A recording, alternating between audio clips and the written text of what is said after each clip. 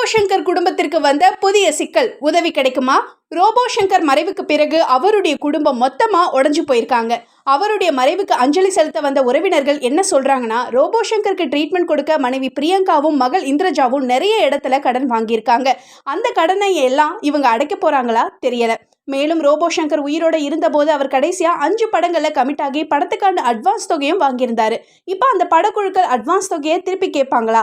அப்படி கேட்டா மனைவி பிரியங்காவால அதை திருப்பி தர முடியுமா? அல்லது அந்த பணத்தையும் ட்ரீட்மெண்ட்டுக்கு செலவு செஞ்சுட்டாங்களான்னு தெரியல. இருந்தாலும் ரோபோ சங்கர் வெறும் 46 வயசுல உயிரிழந்ததால அவருடைய குடும்பம் இப்போ நிர்கதியா இருக்கு. அவரோட சேர்ந்து நடிச்ச நடிகர்கள் உதவி செய்தா நல்லா இருக்கும்னு பேசிக்கிட்டாங்க. ஆல்ரெடி தனுஷ் உள்ளிட்ட நடிகர்கள் ரோபோ சங்கர் மஞ்சள் காமாலை நோயால அவதிப்பட்ட போதும் கோவிட் டைம்ல வருமானமே இல்லாத போதும் உதவி இருக்கிறாங்க. இதை ரோபோ சங்கரே பல இடங்கள்ல நன்றியோட மென்ஷன் பண்ணியிருக்கிறாரு. இப்போ அவரை இழந்து வாடுற குடும்பத்துக்கு உச்ச நடிகர்கள் அவர் குடும்பத்துக்கு உதவி செய்தா நல்லா இருக்கும்னு கமெண்ட் பண்றாங்க ரசிகர்கள்.